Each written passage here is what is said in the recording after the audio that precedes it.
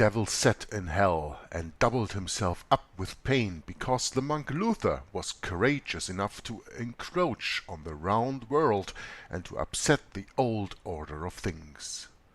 "Is it not sufficient," he screamed, "that it resounds from afar that the wicked one dares to venture an attack on the spiritual power? Must he also be bold enough to turn everything upside down in my own kingdom and dominion?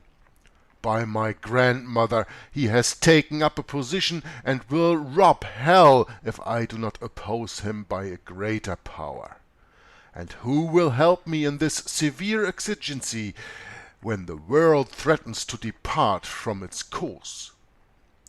Thus howled Satan, and flogged his brains in such a way as to make his black forehead the color of blood. At this juncture the serpent approached him, the old poisonous beast, who nearly burst his belly with malice, deceit, and cunning, and whispered softly a couple of words into his ear. The devil lost not a syllable in his innermost thoughts. Up he sprang, and the swollen breast was relieved, and his eye shone again with pleasure and lust. 9 months after that, a woman gave birth to a youngster whose name was Don Inigo de Loyola. So, welcome everybody to a new book reading from Joggler 66, Hour of the Truth.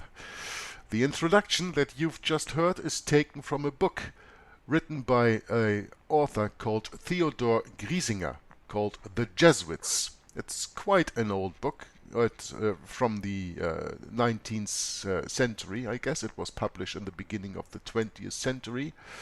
And as you heard, of course, it deals with Don Inigo de Loyola. And it deals with Martin Luther. Now the funny thing, of course, Griesinger was a German, and in German he wrote a poem, so it rhymes. It doesn't rhyme in this case, in the English case, but it gives you an idea of what this reading is all about, the secret history of the Jesuits. Luther and Don Inigo de Loyola were contemporaries.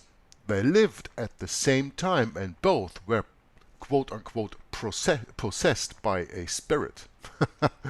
While Luther, after being an Augustinian monk, was saved by the Holy Spirit and worked for God, Don Inigo de Loyola was possessed by Satan's spirit and worked for Satan and founded the Order of the Jesuits, or La Compañía de Jesús, the Company of Jesus, or the Society of Jesus, as the Jesuits are also called today.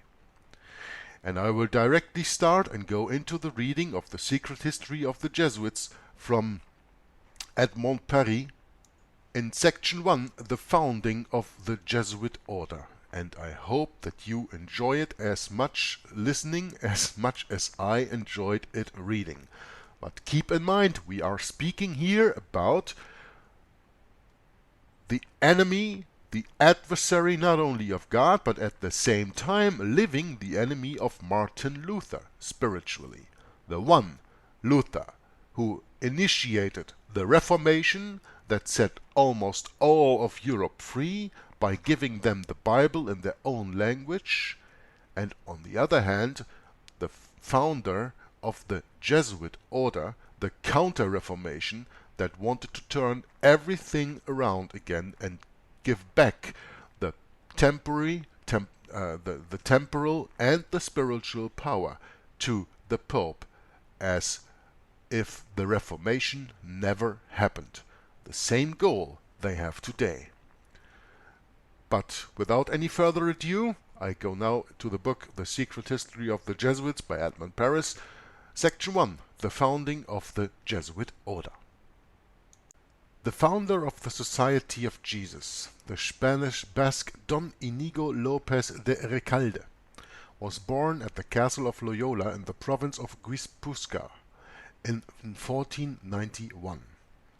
He was one of the strangest types of monk soldiers ever engendered by the Catholic world. Of all the founders of religious orders, he may be the one whose personality has left the strongest mark on the mind and behavior of his disciples and successors. This may be the reason for that familiar look, or trademark, a fact which goes as far as physical resemblance. Mr. Foley disputes this fact, but many documents prove the permanence of a Jesuit type through the ages. The most amusing of these testimonies is found at the Gimmet Museum. On the golden background of a 16th century screen, a Japanese artist portrayed with all the humor of his race the landing of the Portuguese, and of the sons of Loyola in particular, on the Nipponese islands. The amazement of this lover of nature and bright colors is obvious in the way he depicted those long black shadows with their mournful faces, on which is congealed all the arrogance of the fanatic ruler.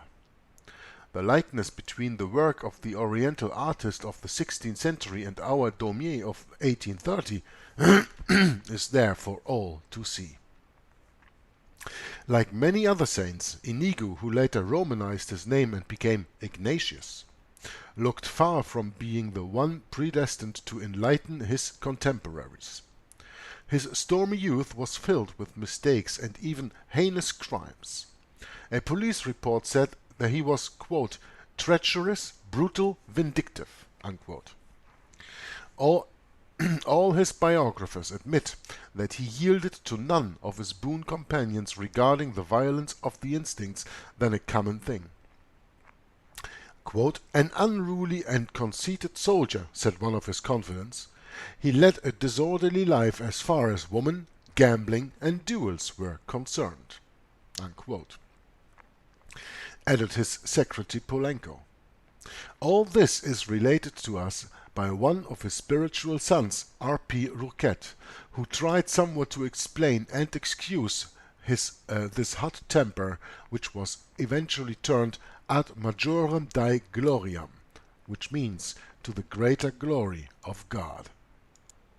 As it is written here, he led a disorderly life as far as woman, gambling, and duels were concerned. So we see where he comes from. And keep in mind that we are speaking about a contemporary of Martin Luther. What kind of life did he had in comparison to Ignatius of Loyola, huh? Being an Augustinian monk and a professor of canon law in Wittenberg, something quite different than what is stated here, a disorderly life leading with woman, gambling, and duels involved. Now, as is the case for many heroes of the Roman Catholic Church, a violent physical blow was necessary to change his personality. He had been page boy to the treasurer of Castile until his master's disgrace. Then he became a gentleman in the service of the Viceroy of Navarre. Having lived the life of a courtier until then, the young man started the life of a soldier by defending Pampeluna against the French commanded by the Count de Foix. The wound which decided his future life was inflicted during that siege. A leg broken by a bullet, he was taken by the victorious French to his brother Martin Garcia at the castle of Loyola. Now starts the martyrdom of surgery without anesthesia, through which he had to go a second time, as the work had not been done properly. So his leg was broken again and reset. In spite of all this, Ignatius was left with a limp. One can understand that he only needed an experience such as this to cause him a nervous breakdown. The quote-unquote gift of tears, which was then bestowed on him in abundance, and in which his pious biographers see a favor from on high, is maybe only the result of his highly emotional nature, henceforth to affect him more and more. His sole entertainment while lying, wounded in his pain, his sole entertainment while lying wounded and in pain, was the reading of the life of Christ and the life of the saints, the only books found in the castle. Well, the author says the only books found in the castle at that time were the life of Christ and the life of the saints, you also have to add here the Bible in Spanish, because that is something that we've learned when we read Rulers of Evil. But Ignatius chose not to read the Bible, but to read those secular works, Life of Christ and Life of the Saints. As he was practically uneducated and still affected by the terrible shock, the anguish of Christ's passion and the martyrdom of the saints had an indelible impact on him. This obsession led the crippled warrior on to the road of apostolate. Quote, "He put the books to one side and daydreamed. A clear case of the wakeful dream, this was a continuation into the adult years of the imaginary game of the child. If we let it invade the psychic realm, the result is neurosis and surrender of the will. That which is real takes second place." Unquote. Now, these quotes are taken from R.P. Jesuit Robert Rouquette from Saint Ignace de Loyola, the book published in Paris in 1944.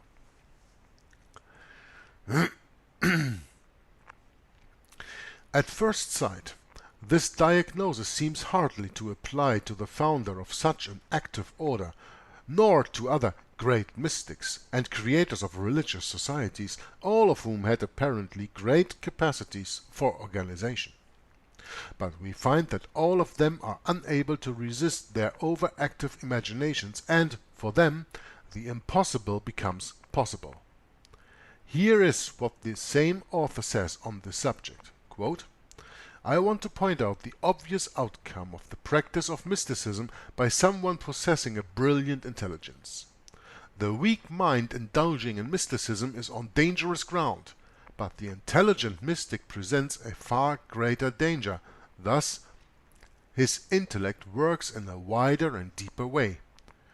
When the myth takes over from the reality in an active intelligence, it becomes mere fanaticism, an infection of the will which suffers from a partial enlargement or distortion." Unquote. Ignatius of Loyola was a first-class example of that active mysticism and distortion of will. Nevertheless, the transformation of the gentleman warrior into the general of the most militant order in the Roman Catholic Church was very slow. There were many faltering steps before he found his true vocation. It is not our intention to follow him through all those different stages. Let us recall the main points. In the spring of 1522 he left the ancestral castle, with his mind made up to become a saint similar to those whose edifying exploits he had been reading about in that big Gothic volume. Besides, did not the Madonna herself appear to him one night, holding in her arms the child Jesus? After a thorough confession at the monastery of Montserrat, he was planning to go to Jerusalem. The plague was rife in Barcelona, and as all maritime traffic had stopped, he had to stay at Manresa for nearly a year.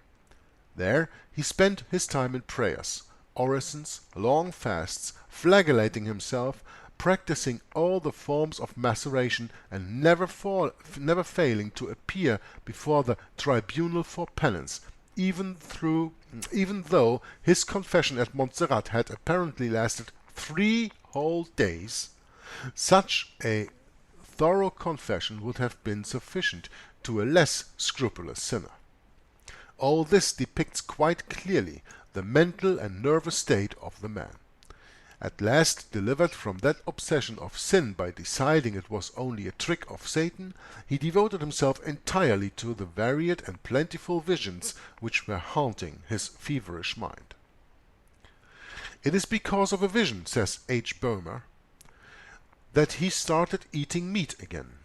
It is a whole series of visions that revealed to him the mysteries of the Catholic dogma and helped him to truly live it.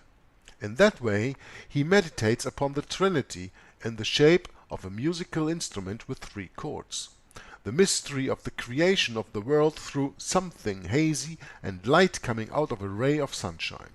the miraculous descent of Christ into the Eucharist as flashes of light entering the consecrated water when the priest held it up while praying, the human nature of Christ and the Holy Virgin under the form of a dazzling white body, and finally Satan as a serpentine and shimmering shape similar to a multitude of sparkling and mysterious eyes." Unquote. Is not this the start of the well-known Jesuitic image-making? Spiritual exercises they use for that? Author Mr. Boehmer adds that the deep meaning of the dogmas was revealed to him as a special favor from on high, through transcendental intuitions. Quote, "Many mysteries of faith and science became suddenly clear to him, and later he pretended to have learned more in those short moments than during the whole of his studies. However, he was never able to explain what these mysteries were which suddenly became clear to him. There was only a hazy recollection left, a feeling of something miraculous, as if at that moment he had become another man with another intelligence."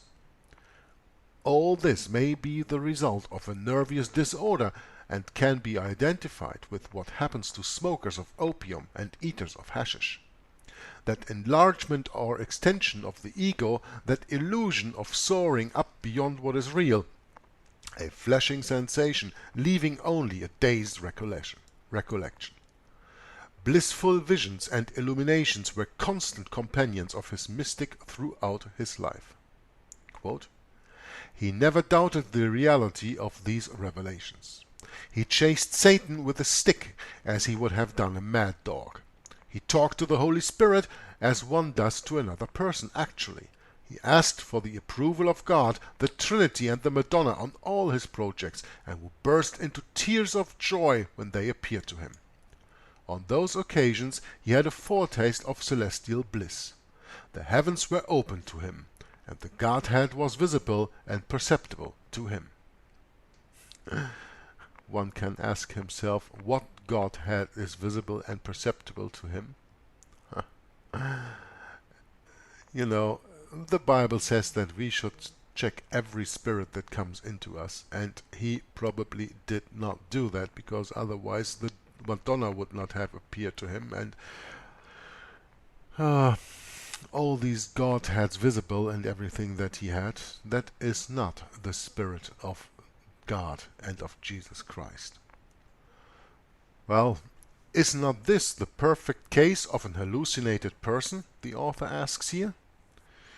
Well, I think that is more that of an hallucinated person than it has to do anything with divine revelation, right? It will be this same perceptible and visible Godhead that the spiritual sons of Loyola will constantly offer to the world, not only for political reasons, leaning on and flattering the deep-rooted inclination in the heart of man for idolatry, but also by conviction, having seen well and truly indoctrinated. From the start, medieval mysticism has prevailed in the Society of Jesus. A very important sentence, understand that very well. From the start, medieval mysticism has prevailed in the Society of Jesus, not divine revelation. It is still the great animator, in spite of its readily assumed worldly, intellectual, and learned aspects. Its basic axiom is, quote, "all things to all men." Very important sentence. A Jesuit has to be everything or everyone to everyone. They have to appear as all things to all men. This is even taken directly out from their fourth vow of induction. Its basic axiom is all things to all men. The arts, literature, science, and even philosophy have been mere means or nets to catch souls, like the easy indulgences granted by its casuists, and for which laxity they were so often reproved. To this order there is not a realm where human weakness cannot be worked upon, to incite the spirit and will to surrender and go back to a more childish and restful devotion. So they work for the bringing about of the quote-unquote kingdom of God according to their own ideal. A kingdom of God of their own ideal, not God's ideal. A great flock under the Holy Father's crosier. That learned men could have such an anachronic ideal seems very strange, yet it is undeniable so, and the confirmation of an oft disregarded fact. The preeminence of the emotions in the life of the spirit. Besides, Kant, the German philosopher, said that every philosophy is but the expression of the philosopher's temperament or character. Apart from individual methods, the Jesuitic temperament seems more or less uniform amongst them. A mixture of piety and diplomacy, asceticism and worldly wisdom, mysticism and cold calculation, as was Loyola's character, so is the trademark of his order. A mixture of piety and diplomacy, asceticism and worldly wisdom, mysticism and cold calculation, as was Loyola's character, so is the trademark of this order, the Society of Jesus, to the day. In the first place, every Jesuit chose this particular order because of his natural dispositions. But he really becomes a son of Loyola after rigorous tests and systematic training lasting no less than 14 years. We are talking here about 14 years of indoctrination, 14 years of spiritual exercises, brainwashing, giving up your own personality. In that way, the paradox of this order has continued for 400 years, an order which endeavors to be intellectual but, simultaneously, has always been within the Roman Catholic Church and society the champion of the strictest disposition. Looking into Chapter 2, the spiritual exercises. When the time came at last for Ignatius to leave Manresa, he couldn't foresee his destiny, but the anxiety concerning his own salvation was not his main concern any more. It is as a missionary, and not as a mere pilgrim, that he left for the Holy Land in March 1523. He arrived in Jerusalem on the 1st of September, after many adventures, only to leave again soon after on the orders of the Franciscan's provincial, who was not desirous to see the precarious peace between Christians and Turks endangered by an untimely proselytism. The disappointed missionary passed through Venice, Genoa, and Barcelona on his way to the University of Alcalá, where he started theological studies,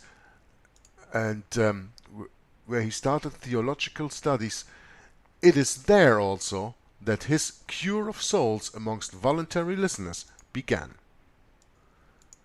Quote, "In these conventicles, the most common manifestations of piety amongst the fair sex were fainting fists. By that we realize how hard he applied his religious methods, and how such a fervent propaganda would soon arouse the curiosity and then the suspicions of the inquisitors." In April 1527, the Inquisition put Ignatius in prison to try him on the grounds of heresy. The inquiry examined those peculiar incidents amongst his devotees, the strange assertions of the accused concerning the wonderful power his chastity conferred on him, and his bizarre theories on the difference between mortal and venial sins. These theories had striking affinities with those of Jesuit casuists of the subsequent epoch. Released but forbidden to hold meetings, Ignatius left for Salamanca, and soon started the same activities. Similar suspicions amongst the inquisitors led to imprisonment again. Release was only on condition of desisting from such conduct. Thus it was he journeyed to Paris to continue his studies at the College of Montaigu. His efforts to indoctrinate his fellow students according to his peculiar methods brought him into trouble again with the Inquisition. Becoming more prudent, he met with just 6 of his college friends, 2 of which will become highly esteemed recruits, Salmeron and Lainez. What did he have in himself that so powerfully attracted young people to an old student?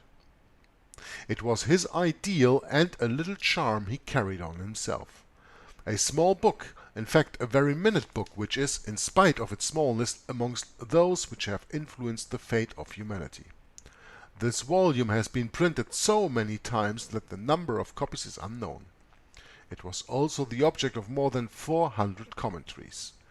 It is the textbook of the Jesuits, and at the same time the resume of the long inner development of their master, the spiritual exercises. Mr. Boehmer says, quote, Ignatius understood more clearly than any other leader of men who preceded him that the best way to raise a man to a certain ideal is to become master of his imagination. We, quote, imbue into him spiritual forces which he would find very difficult to eliminate later, unquote. Forces more lasting than all the best principles and doctrines.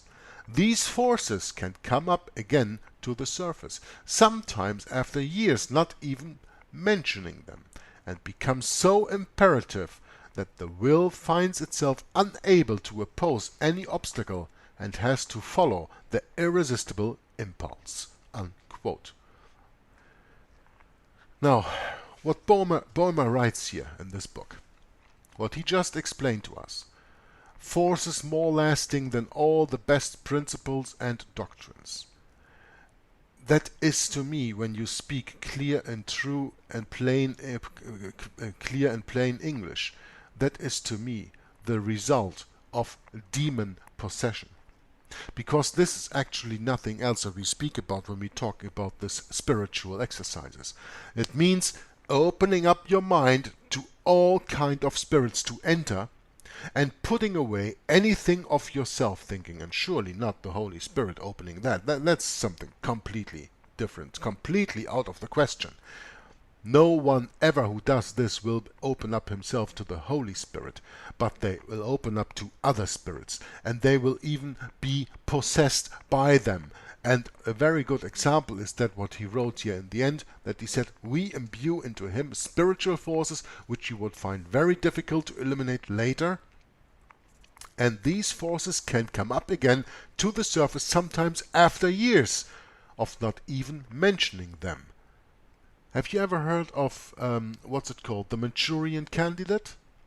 These mind control games, these mind control, MK Ultra and other things? All this has to do with the spiritual exercises of the Jesuits. But let's continue reading. Thus all the truths of the Catholic dogma will have to be not only meditated, but lived and felt by the one who devotes himself to these exercises with the help of a director. In other words, he will have to see and relive the mystery with the greatest possible intensity. The candidate's sensitiveness becomes impregnated with these forces whose persistence in his memory, and even more so in his subconscious, will be as strong as the effort he made to evoke and assimilate them. Beside sight, the other senses, such as hearing, smell, taste, and touch, will play their part. In short, it is mere controlled autosuggestion. Have you ever heard of autosuggestive training and all that stuff? Now you have an idea where that all comes from. It all derives from Ignatius Loyola's spiritual exercises. In short, it is mere controlled autosuggestion. the angels' rebellion, Adam and Eve driven out of paradise, God's tribunal, the evangelical scenes and phases of the Passion are, as one would say, relived in front of the candidate. Sweet and blissful scenes alternate with the most somber ones at a skillfully arranged rhythm. No need to say that hell has the prominent part in that magic lantern show, with its lake of fire into which the damned are thrown, the awful concert of screams, the atrocious stench of sulphur and burning flesh. Yet Christ is always there to sustain the visionary who doesn't know how to thank him for not having thrown him already into hell to pay for his past sins. Here's what Edgar Quinet wrote.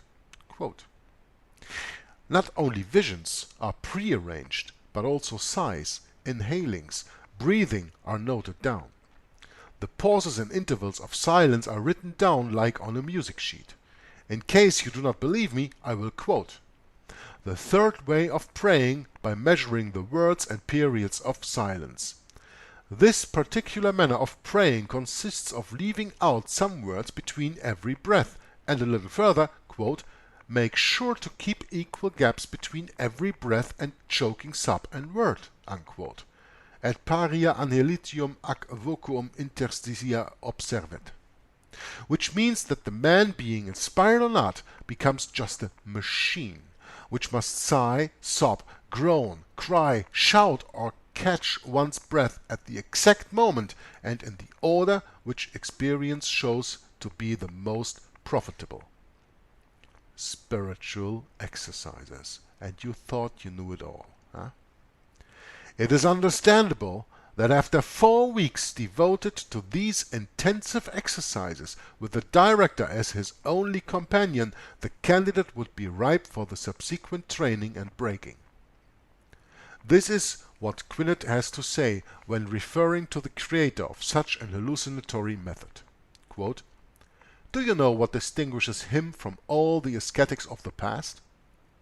The fact that he could observe and analyze himself logically and coldly in that state of rapture, while for all the others even the idea of reflection was impossible. Imposing on his disciples actions which, to him, were spontaneous, he needed just 30 days to break, with this method, the will and reasoning in the manner in which a rider breaks his horse. He only needed 30 days, triginta dies, to subdue a soul." Note that Jesuitism expanded together with modern Inquisition. While the Inquisition dislocated the body, the spiritual exercises broke up the thoughts under Loyola's machine. Unquote. I find this very, very interesting to read. I don't know about you, but absolutely, spiritual exercises are there to break your mind, to make you subdue. That is why you read in the oath of the Jesuits that they will act as a cadaver, perende ac cadaver. They have no meaning, no conscience, nothing of their own. They're like a dead body. And this is exactly what is described here in the 30 days of spiritual exercises. He only needed 30 days to subdue a soul. Note that Jesuitism expanded together with modern Inquisition. While the Inquisition dislocated the body, the spiritual exercises broke up the thoughts under Loyola's machine. And then please understand that you didn't participate freely, from free will, in the Inquisition. No, you were tortured and killed there on orders of the Roman Catholic hierarchy, but you subdue yourself freely to the spiritual exercises. In any case, one could not examine his spiritual life too deeply, even without the honor of being a Jesuit. Loyola's methods are to be recommended to the faithful and ecclesiastics in particular, as we are reminded by commentators such as R.P. Pinard de la Bouille, author of Mental Prayer for All, inspired by St. Ignatius. This very valuable aid for the soul would, we think, be more explicit if the title read Alienation instead of Prayer. We even come to Chapter 3 and Section 1 of the book The Secret History of the Jesuits, the founding of the company. The Society of Jesus was constituted on Assumption Day 1534 in the chapel of Notre Dame de Montmartre. Ignatius was then 44 years old. After communion, the animator and his companions vowed to go to the Holy Land as soon as their studies were finished to convert the infidels. But the following year found them in Rome, where the Pope, who was then organizing a crusade against the Turks with the German Emperor and the Republic of Venice, showed them how impossible their project was because of it. So Ignatius and his companions dedicated themselves to missionary work in Christian lands. In Venice, his apostolate aroused again the suspicions of the Inquisition.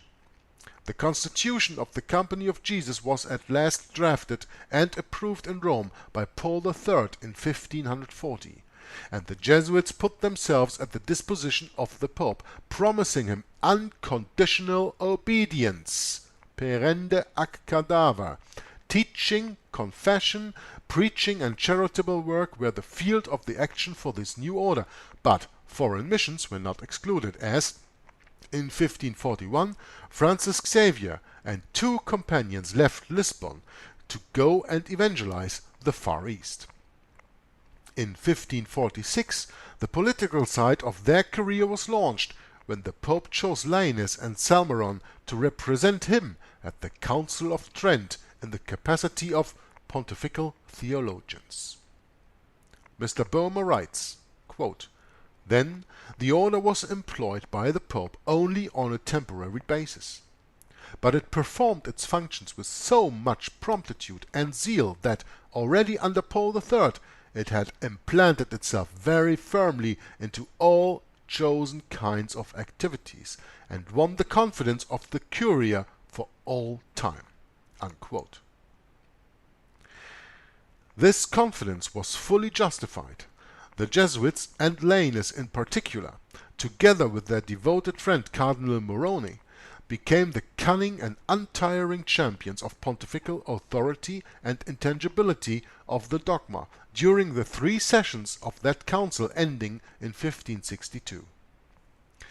By their clever maneuvers and dialectics, they succeeded in defeating the opposition and all heretic claims, including marriage of priests, communion with the 2 elements, use of the vernacular in services, and especially reform of the papacy. Only the reform of convents was retained on the agenda. Lainez himself, by a forceful counterattack, upheld pontifical infallibility, which was promulgated 3 centuries later by the Vatican Council in 1870. The Holy See emerged strengthened from the crisis where it nearly foundered, thanks to the steadfast actions of the Jesuits. The terms chosen by Paul III to describe this new order in his bull of authorization were then amply justified. Regimini Ecclesiae Militantis. The fighting spirit developed more and more as time went on. Besides foreign missions, the activities of Loyola's sons started to concentrate on the souls of men, especially amongst ruling classes. Politics are their main field of action, as all of the efforts of these directors concentrate on one aim: the submission of the world to the papacy, and to attain this the heads must be conquered first. And to realize this ideal, 2 very important weapons: to be the confessors of the mighty and those in high places, and the education of their children. In that way, the present will be safe while the future is prepared. The Holy See realized the strength this new order would bring. At first, the number of its members had been limited to 60, but this restriction was promptly lifted. When Ignatius died in 1556, his sons were working amongst pagans in India, China, Japan, the New World, but also and especially in Europe, France, southern and western Germany, where they fought against the heresy. In Spain, Portugal, Italy, and even England, getting in by way of Ireland. Their history, full vicissitudes, will be of a Roman network they will constantly try to spread over the world, whose links will be forever torn and mended. We go into the next section, the spirit of the order. Very interesting to follow. Let us not forget is a quote from Jesuit Roquette. Let us not forget, writes the Jesuit Roquette, that historically ultramontanism has been the practical affirmation of universalism. This necessary universalism would be an empty word if it did not result in a practical cohesion or obedience of Christianity. This is why Ignatius wanted this theme to be the disposition of the Pope and be the champion of the Catholic unity, unity which can be assured only through an effective submission to Christ's vicar. The Jesuits wanted to impose this monarchical absolutism on the Roman Catholic Church, and they maintained it in civil society as they had to look upon the sovereigns as temporal representatives of the Holy Father, true head of Christianity, as long as those monarchs were entirely docile to their common lord. The Jesuits were their most faithful supporters. On the other hand, if these princes rebelled, they found in the Jesuits their worst enemies. You remember that saying from the Oath of the Jesuits, the abbreviation INRI, something you've already learned in earlier readings of me. It says INRI, INRI, Justrum Nica Regis Impius, the meaning of which is, it is just to exterminate or annihilate impious or heretical kings, governments, or rulers. Exactly what I was just reading to you right here. The Jesuits were their most faithful supporters. On the other hand, if these princes rebelled, they found in the Jesuits their worst enemies. In Europe, wherever Rome's interests required the people to rise against their king, or if these temporal princes had taken decisions embarrassing for the Church, the Curia knew she would not find more able, more cunning or daring outside the Society of Jesus when it came to intrigue, propaganda, or even open rebellion. We have seen through the spirit of the exercises how the founder of this company was behind his time in his simplistic mysticism, ecclesiastic discipline, and, generally speaking, his conception of subordination. The constitutions and exercises, fundamentals to this system, leave us without any doubt on that subject. No matter what his disciples may say, especially today as modern ideas on the subject are totally different, obedience has a very special place, in fact, incontestably the first in the summary of the order's rules. Mr. Folliet may pretend to see in it nothing more than, quote, religious obedience, unquote, necessary to any congregation. R.P. Roquette writes boldly, quote, far from being a diminution of man, this intelligent and willing obedience is the height of freedom, a liberation from oneself from oneself's bondage, unquote. One only has to read those texts to perceive the extreme, if not monstrous, character of this submission of soul and spirit imposed to the Jesuits, making them always docile instruments in their superiors' hands, and even more from their very beginning the natural enemies of any kind of liberty. The famous perende ac cadaver, what I was speaking already earlier of, as a corpse in the undertaker's hands, can be found in all spiritual literature, according to Mr. Folliot, and even in the East in the Hachichin's constitution. The Jesuits are to be in the hands of their superiors, quote, as a staff obeying every impulse, as a ball of wax which can be shaped and stretched in any direction, as a small crucifix being lifted and moved at will. These pleasant formulas are nonetheless very enlightening. Remarks and explanations from the creator of his order leave us without any doubt as to their true meaning. Besides, amongst the Jesuits not only the will, but also reasoning and even moral scruple must be sacrificed to the primordial virtue of obedience, which is, according to Borgia, the strongest rampart of society. This is a very good explanation of what perinde ac cadaver actually is. Not only the will, but also reasoning and even moral scruple must be sacrificed to the primordial virtue of obedience. Perende ac cadaver, as a corpse in the undertaker's hands, according to Borgia, which is the strongest rampart of society. Let us be convinced that all is well and right when the superior commands it, wrote Loyola. And again, even if God gave you an animal without sense for master, you will not hesitate to obey him as master and guide, because God ordained it so to be, ordained it to be so, unquote.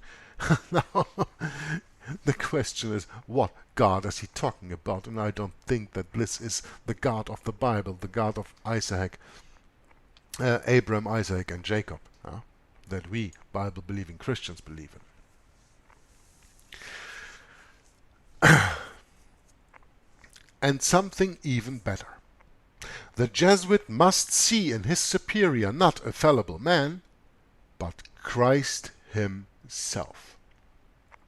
Something that also I read already in the book Rulers of Evil. The Jesuits even have to accept the Black Pope, the general of the society as Jesus, as a vicar of Christ. So within the Roman Catholic Church you actually have two so-called vicars of Christ, the White Pope and the Black Pope. Even if God, and something even better, the Jesuit must see in his superior not a fallible man, but Christ himself. J. Huber, professor of Catholic theology in Munich and author of one of the most important works on the Jesuits, wrote, quote, "Here is a proven fact.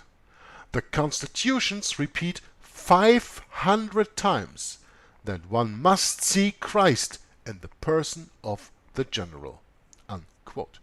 Taken from Huber's book Les Jésuites, meaning the Jesuits, from 1875. The discipline of the order, assimilated so often to that of the army, is then nothing compared to the reality. Quote, "Military obedience is not the equivalent of Jesuitic obedience. The latter is more extensive, and it gets hold of the whole man and is not satisfied like the other with the exterior act, but requires the sacrifice of the will and laying aside of one's own judgment." Unquote. Ignatius himself wrote in his letter to the Portuguese Jesuits, quote, "We must see black as white if the Church says so." Unquote. Such is the height of freedom and liberation from one's own bondage, praised earlier by R.P. Raquette. Indeed, the Jesuit is truly liberated from himself, as he is totally subjected to his masters. Any doubt or scruple would be imputed to him as sin. Mr. Boehmer writes, quote, "In the additions to the constitutions, the superiors are advised to command the novices, as God did with Abraham, things apparently criminal to prove them, but they must proportion these temptations to each one's strength. It is not difficult to imagine what could be the results of such an education." Unquote. The order's life of ups and downs, there is not one country from which it wasn't expelled, testifies that these dangers were recognized by all governments, even the most Catholic ones. By introducing men so blindly devoted to their cause to teaching among the higher classes, the company, champion of universalism, therefore ultramontanism, was inevitably recognized as a threat to civil authority, as the activity of the order, by the mere fact of the vocation, turned more and more towards politics. In a parallel way, what we call the Jesuitic spirit was developing amongst its members. Nevertheless, the founder, inspired mainly by the needs of foreign and home missions, had not neglected skillfulness. He wrote in his Centenae Asceticae, quote, "A clever carefulness together with a mediocre purity is better than a greater holiness coupled with a less perfect skillfulness. A good shepherd of souls must know how to ignore many things and pretend not to understand them. Once he is master of the wills, he will be able wisely to lead his students wherever he may choose. People are entirely absorbed by passing interests, so we must not speak to them too pointedly about their souls. It would be throwing the hook without the bait." Unquote. Even the desired countenance of Loyola's sons was emphatically stated, quote, "They must hold their heads slightly down, without bending it to the left or right. They must not look up when they speak to someone. They are not to look them straight in the eyes, so as they see them only indirectly." Unquote. Loyola's successors retained this lesson well in their memory and applied it very extensively in the pursuit of their plans. So we come now to Chapter 5, the privileges of the company.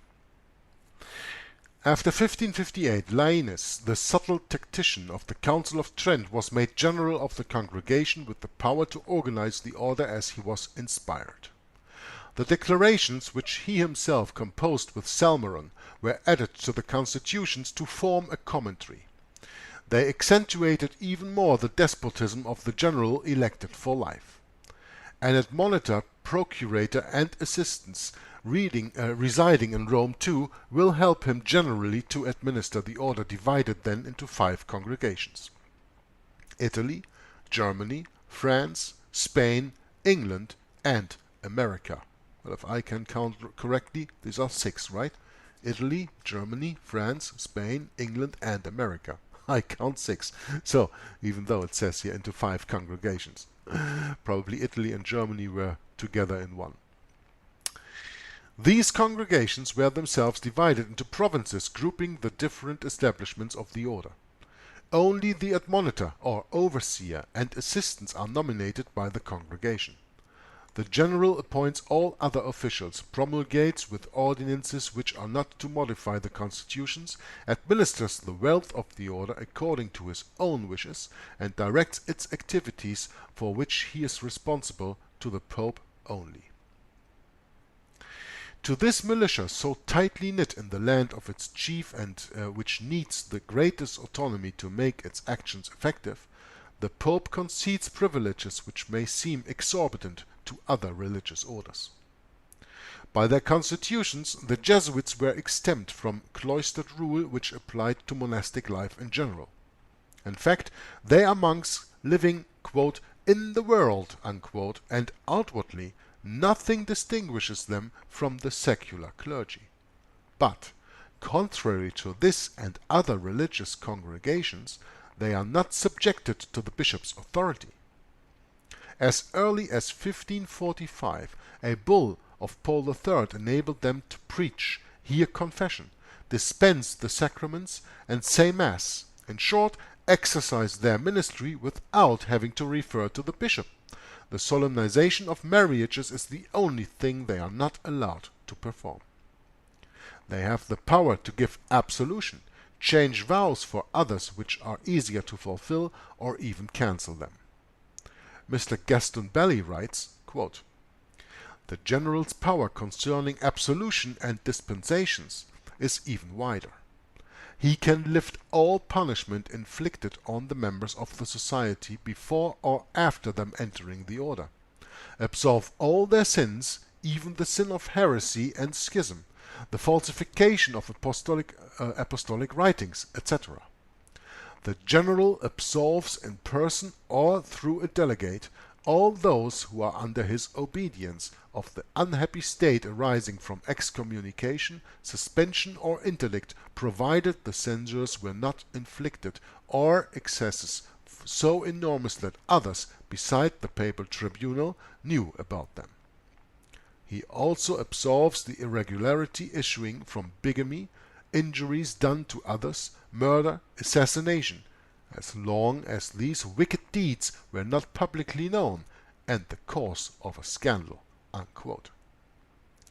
Finally, Gregory XIII, Antichrist Pope Gregory XIII, that is, bestowed on the company the right to deal in commerce and banking, a right it made use of extensively later on.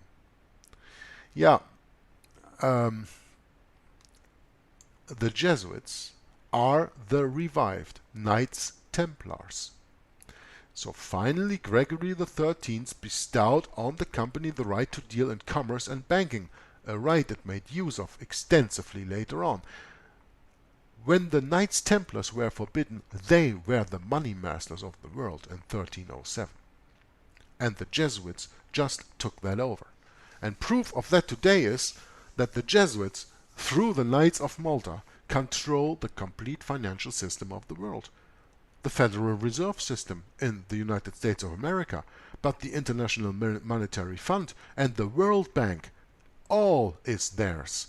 And with their frontmen that catch the fire, the Rothschilds, which are the guardians of the Vatican treasure, they have, with the Bank of International Settlements in Basel, Switzerland, the mother bank of all banks, the central bank of central banks, under their power.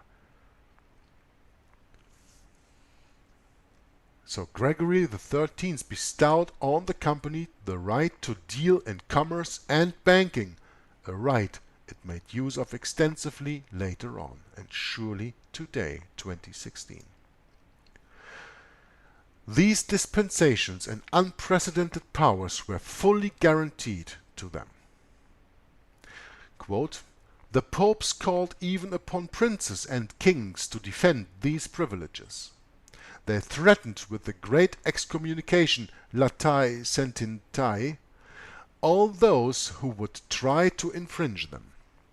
In 1574, a bull of Pius V gave the general the right to restore these privileges to their original scope, against all attempts to alter or curtail them, even if such curtailments were authoritatively documented by papal revocation.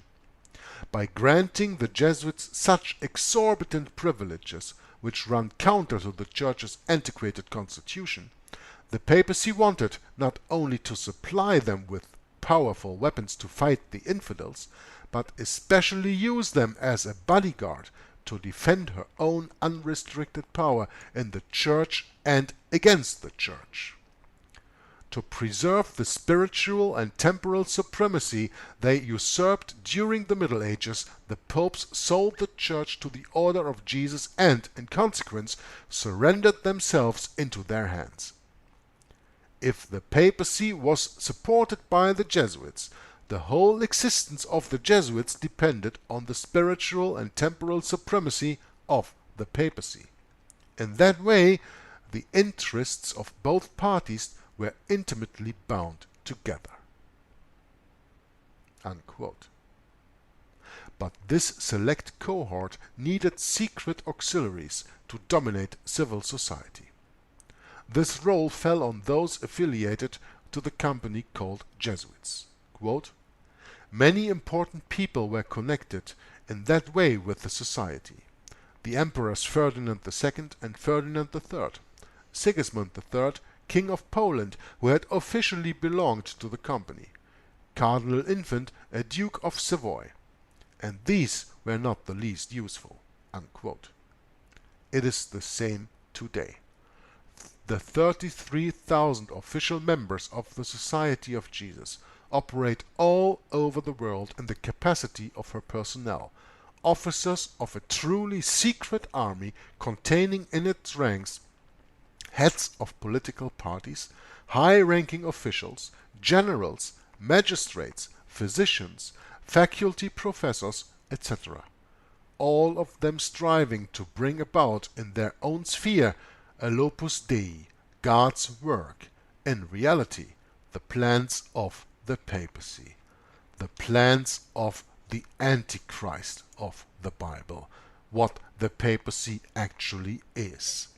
That is what it is all about. So to sum up a little bit, we see how the Jesuit order, after being ordained by Pope Paul III as Regimini Militantis Ecclesiae in 1540, worked all the time through their spiritual exercises to take control of the complete curia of the complete Roman Catholic Church. And here you already see, when you read between the lines what I just read to you, that what is called the program of the Society of Jesus. The Church to rule the world, the Pope to rule the Church, the Jesuits to rule the Pope. Such was and is the program of the Order of the Society of Jesus. That was a quote from the book The Grand Design Exposed, chapter 6, for everyone who wants to trace that down where that comes from. And this finishes section 1 and the first 5 chapters of the book The Secret History of the Jesuits. We will continue next time with section 2, The Jesuits in Europe during the 16th and 17th centuries. And very interesting history that you probably have not heard or learned during your school time or universal time, your university time, or wherever you studied. So, thank you very much for watching and listening. Until next time, God bless you, and Joggler66 from Hour of the Truth signing off, saying bye-bye. Especially I work in dealing with the infiltration of churches and religious institutions as well as government. That cover a tremendous number of institutions. And the purpose of that infiltration was what for? Well, the purpose is what the Roman Catholic system has all the time as her own purpose, is to infiltrate, to penetrate all the areas of life where the Roman Catholic can have control and access for the coming world government. Simply put, this country and this world benefit from your commitment to Jesuit principles, to being men. As a graduate of another great Jesuit institution, Xavier University, I have great affection for the value and purpose of a Jesuit education. What that means is, in preparation for that world government, the Roman Catholic institution, especially since the establishment of the Jesuit order in 1541, throughout all these 500 years, they've been in preparation and through infiltration and penetration of every level of society in order to take over the world politically and religiously. What a beautiful day the Lord has made. Holy Father, on behalf of Michelle and myself, welcome to the White House. There are two doctrines that define very well these dangerous goals of the Roman Catholic institution. Two doctrines define this very well. One is called the doctrine of the apostolic succession, and that is dealing with the papacy. And the other is the doctrine, the temporal power, and that is dealing with world government. Of course, both, because you can see that even the Pope and his own individual office, he meet those requirements. He is not only the head of his church, as he called himself, John Paul II, the present Pope. He said he is the pastor of his church. He is not only that, but he is the head of his state. It is a sign, perhaps, of how far we have come in this country that today's news of formal recognition between the governments of the United States and the Vatican did not create a furor. Once upon a time, it would have. Once upon a time, and not all that long ago, it did. From the time of President Washington, there was the first president to be utilized by the Jesuits. If you were not aware of that, President Washington already was initiated by the Jesuits to bring about the first communication with the Vatican ever known in this country. From there on,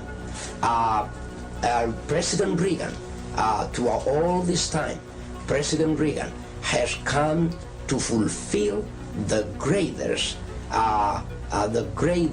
moment in the history of this conspiracy.